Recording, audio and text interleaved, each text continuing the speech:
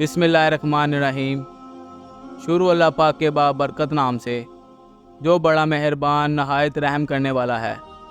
M کے N specs کے معزز خواتین و حضرات، السلام علیکم۔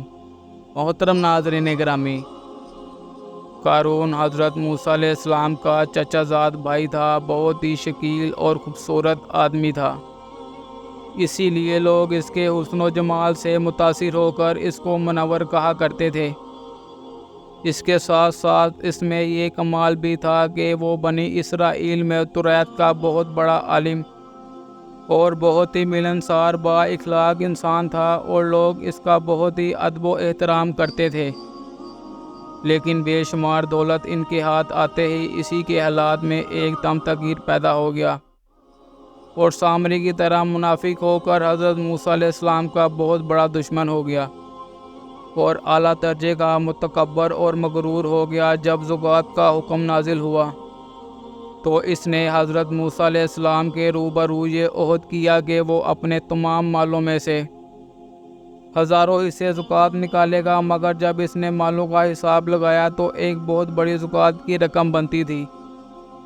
یہ دیکھ کر اس نے زکوٰۃ دینے سے انکار کر دیا اور زکوٰۃ کا منکر بن گیا، بلکہ عام طور پر بنی اسرائیل کو بہکانے لگا کہ حضرت موسیٰ علیہ السلام اس بہانے تمہارے مالوں کو لے لینا چاہتے ہیں۔ یہاں تک کہ اس نے بنی اسرائیل کے لوگوں کو حضرت موسیٰ علیہ السلام کے خلاف کر دیا۔ اس خبیث نے یہ گندی اور گھناؤنی چال چلی کہ ایک عورت کو بہت زیادہ مال و دولت دے کر آمادہ کر لیا کہ وہ آپ پر بدکاری کا الزام لگائے۔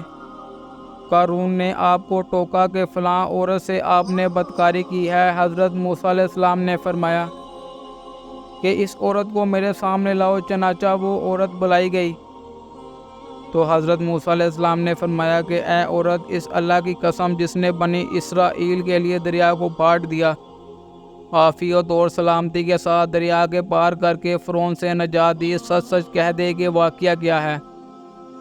حضرت موسیٰ علیہ السلام کے جلال سے عورت سہم کر کانپنے لگی، اور اس نے مجمع عام میں صاف صاف کہہ دیا کہ اے اللہ کے نبی، مجھے قارون نے دولت دے کر آپ پر بہتان لگانے کے لیے آمادہ کیا ہے۔ اس وقت حضرت موسیٰ علیہ السلام سجدے میں گر پڑے اور سجدے کی حالت میں دعا مانگی کہ یا اللہ، قارون پر اپنا قہر اور غضب نازل فرما دے۔ پھر آپ نے مجمع سے فرمایا کہ جو قارون کا ساتھی ہو وہ قارون کے ساتھ رکے، اور جو میرا ساتھی ہو وہ قارون سے جدا ہو جائے۔ چنانچہ دو خبیثوں کے سوا تمام بنی اسرائیل قارون سے الگ ہو گئے۔ حضرت موسیٰ علیہ السلام نے زمین کو حکم دیا کہ اے زمین، تو اس کو پکڑ لے۔ تو قارون ایک دم گھٹنوں تک زمین میں دھس گیا۔ پھر آپ نے دوبارہ زمین سے فرمایا تو وہ کمر تک زمین میں دھس گیا۔ یہ دیکھ کر قارون رونے اور بلبلانے لگا، رشتہ داری کا واسطہ دینے لگا، مگر آپ نے قارون کی ایک بات نہ سنی، یہاں تک کہ وہ بالکل زمین میں دھس گیا۔ دو منحوس آدمی جو قارون کے ساتھی ہوئے تھے لوگوں سے کہنے لگے کہ حضرت موسیٰ علیہ السلام نے قارون کے ساتھ اس لیے یہ سلوک کیا ہے تاکہ قارون کے مکان اور اس کے خزانوں پر خود قبضہ کر لیں۔ آپ نے اللہ تعالیٰ سے دعا مانگی کہ اے اللہ، قارون کا مکان اور خزانہ بھی زمین میں دھس جائے۔ چنانچہ قارون کا مکان جو سونے کا تھا، اس کا سارا خزانہ سبھی زمین میں دھس گئے۔ قارون کا خزانہ اس کو قرآن کی زبان سے سنے۔ اللہ تعالیٰ کا ارشاد ہے کہ ہم نے قارون کو اتنے خزانے دیے تھے کہ ان خزانوں کی کنجیاں ایک مضبوط اور طاقتور جماعت بامشکل اٹھا سکتی ہے۔ قرآن میں ہے، بے شک قارون حضرت موسیٰ علیہ السلام کی قوم میں سے تھا، پھر اس نے ان پر ظلم کیا، اور ہم نے اس کو اتنے خزانے دیے تھے جن کی کنجیاں ایک طاقتور جماعت پر بھاری تھی۔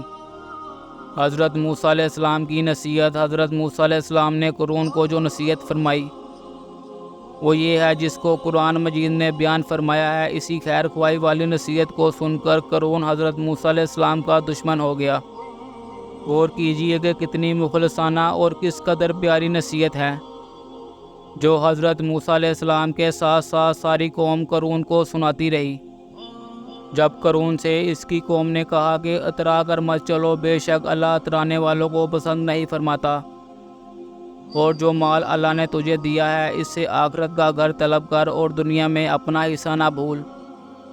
اور احسان کر جیسا کہ اللہ نے تجھ پر احسان فرمایا، اور زمین میں فساد مت تلاش کر۔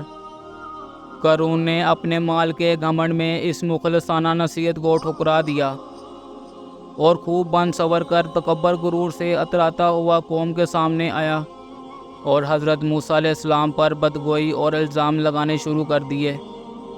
اس کا کیا نتیجہ ہوا، اس کو قرآن کی زبان سے سنیں۔ اللہ تعالیٰ کی گرفت اور خوف الہی سے کانپنے لگا۔ اللہ اکبر! قارون زمین میں دھس گیا تو ہم نے اس کو اور اس کے گھر کو زمین میں دھسا دیا، تو اس کے پاس کوئی جماعت نہ تھی اللہ کے عذاب سے بچنے میں اس کی مدد کرتی، اور کوئی بدلہ نہ لے سکا۔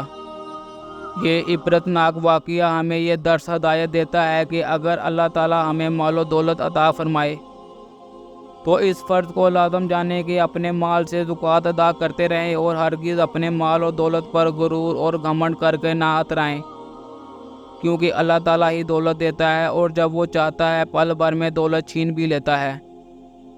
ہر وقت اس کا دھیان رکھتے ہوئے انکساری کی عادت رکھیں، اور ہرگز کبھی انبیاء اولیاء کی بدگوئی نہ کریں۔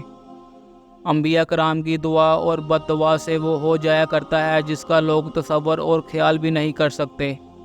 محترم ناظرین گرامی، اب تک کے لیے اتنا ہی۔ امید کرتا ہوں آپ سب کو آج کی یہ ویڈیو اچھی لگی ہوگی۔ مزید اچھی ویڈیوز دیکھنے کے لیے میرے چینل کو لائک، سبسکرائب اور شیئر کرنا مت بھولیے گا۔ اس کے ساتھ ہی اجازت چاہوں گا۔ اللہ حافظ۔